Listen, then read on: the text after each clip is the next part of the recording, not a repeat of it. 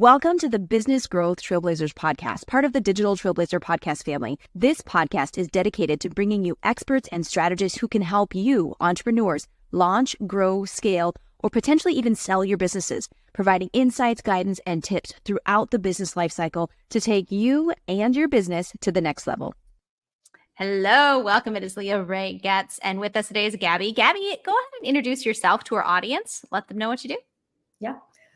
Thank you for having me first. This is very nice.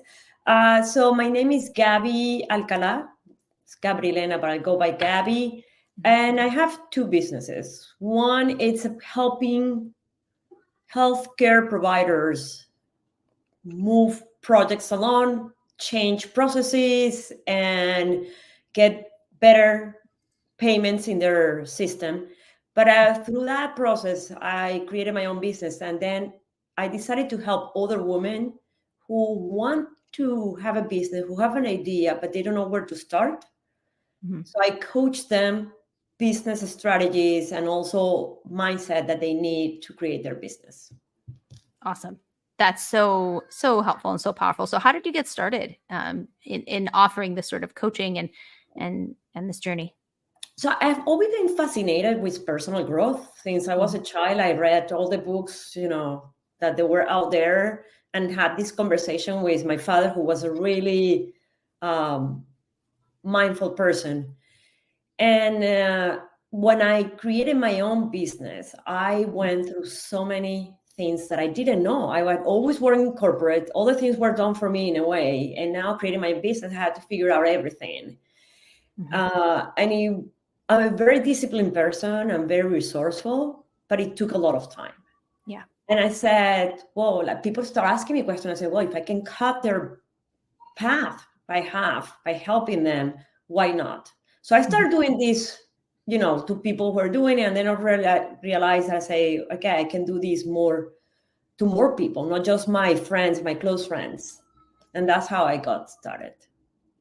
That's awesome. So what do you find really are the common kind of hiccups or setbacks or things that are really preventing folks from moving forward and actually getting their businesses launched? I say I'm going to start with one, not knowing where to start. Mm-hmm. It's like, it feels massive. It's like, I'm going to start my own business. It's like, whoa, how do you do that? Yeah. And then I think the other one is perfectionism. It's like they want to have all the pieces together and know exactly what has to be, like everything ready before you launch. Right. And the reality, you can start doing the things you want and launch your business, and then start making changes to it as you move along. So it's gotta get started, I think. And this is what I find that people are not doing. It's like they're waiting for that perfect moment to do it. Right. And it stays in their head as ideas only. Mm-hmm. Yeah, I've seen that for sure. So I guess there's the perfectionist side, and then there's sort of the overwhelmed side, basically, yes, is what that kind of boils down to. So let's take just the overwhelmed piece, because I think for a lot of people this resonates. Like, how do we overcome that? Like, what are the first steps that folks should do to really break down the overwhelm and actually start making progress? Yeah, I think you said it there. When you say break down the overwhelm, it's exactly that. Break it down. It's like, don't think I have to open a business. Like, think about, okay, what are the pieces to it to create a business? So, and I think that will be part of what I do, is I help you with that structure, or they can be, but anything you do in life, just break it down in a small part to get you started. So let's say, okay, I need to open a business. I need to create my website. Well, start by saying, okay, I'm going to research today 3 websites. Tomorrow, I'm going to find people in, Upwork or Fiverr, whatever, that may build websites. The next day, I'm going to do. So break it down so that it doesn't feel massive when you're doing it. Mm-hmm. And I say with the business, start testing your idea with 1 or 2 people near you. Start talking to your friends around and start thinking about. So when you start listening to people that are close to you who knows you, what they think about it, it makes it a little bit more real. Yeah, absolutely. I think oftentimes people it's swirling and it's creating excitement, but also kind of anxiety because Yes. it's stuck up here versus starting to talk and get that out there. And I think you never know what doors are going to be open to you when you start verbalizing all of this. You Totally. might not realize, oh, well, your best friend's dad actually has that exact kind of business and could be a mentor to you. Or they've got this connection to some sort of network or group of people or association that would be your perfect target audience that they could get you in front of, or that they have ideas, or that they just validate that is valuable, that people will pay for it. Yeah, I Totally. think that's important. Well, going on this one, like I was doing something on my consulting business in healthcare. I was telling people what my expertise, and then Mhm. someone says, "Oh, where I work, this woman is going on maternity leave, and they need somebody with your skills to do it." And that's how I started my consulting business. And that person, so that in that company, they saw what I was doing, and then they hired me for another project, and then they told someone else, and that's how it starts. Yeah. I didn't have a website. I didn't have a goal of creating my own business. I didn't have anything. I wasn't Mhm. thinking about creating a business. Yeah. I think it's also powerful when it kind of organically happens like that. Yeah. Right? Yeah. Which is wonderful. So the flip side, the perfectionist, the folks that want to have all I's dotted and T's crossed before they ever open their mouth to anyone, that they're offering something, right? How do we not fall into that trap? Yeah. So I always tell my clients, I say, you are the owner of your business.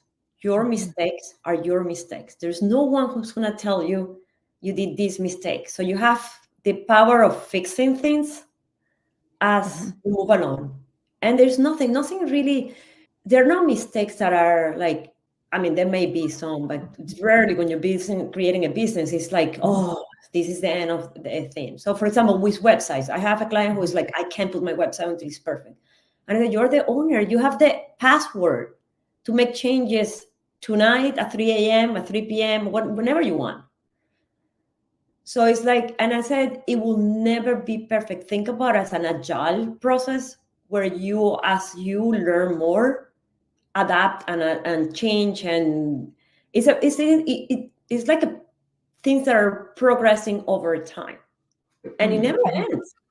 I Yeah. don't think it never ends, because when you think you have it ready, then you need to make changes to adapt to what is Yeah. happening in the world.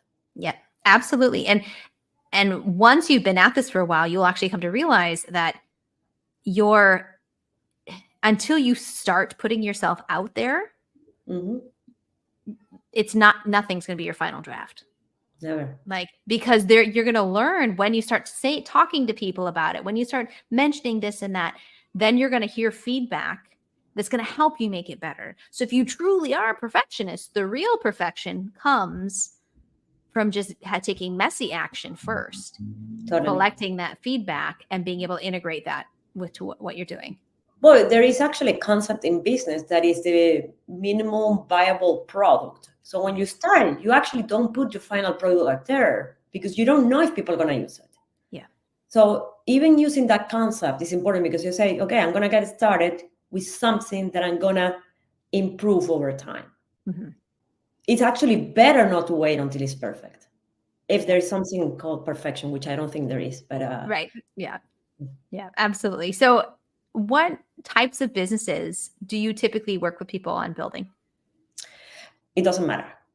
It can be any business. I don't mind. The one thing that I always do, even if you have already started, so we start with trying to connect yourself with your strength and your values. That will be a first step, even if you have already, I don't know, even if you have a year and you're making, or 2 years, because I think it's very important to take a step back and really see if whatever you're doing is connected with you, so that you can be sustained over time. But the type of business doesn't really matter to me.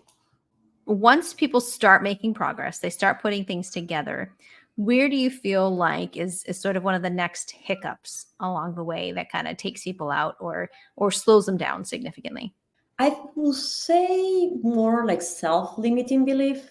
Like when they start doing this, they start questioning, am I really good at this? Am I really the expert on this?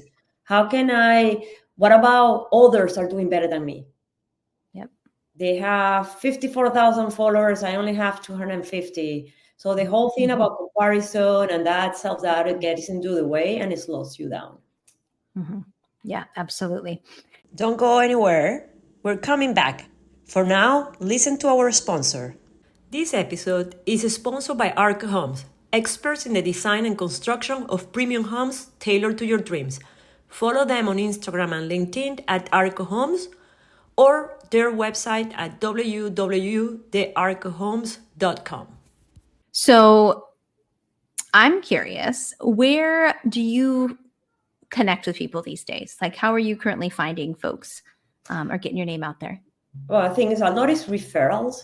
Mm-hmm. People have been satisfied working with me. I do webinars in associations around where I am or nationally. It is some social media, posting in LinkedIn. But I will say the majority of the clients come from referrals. Good. And referral business is the best business. Yes. That's They come pre-sold, right? They're excited. They know the value of what you have to offer, which is wonderful. So what are your next steps? Where do you want to grow from here?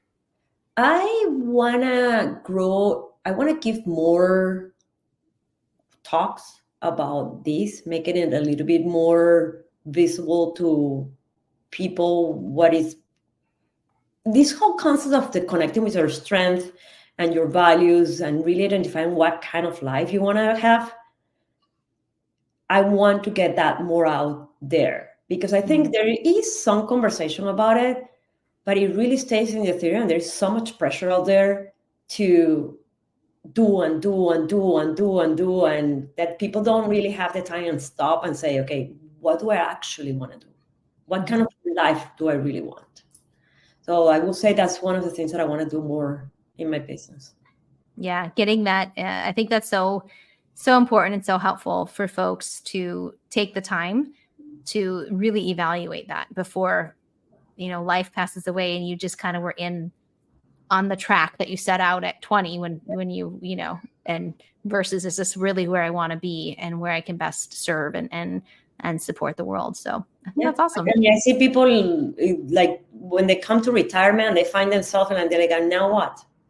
You got to prepare for that. I mean, it's like, what kind of life you want when you're 70? When you are 70, like, and you have to prepare for that early on in your life.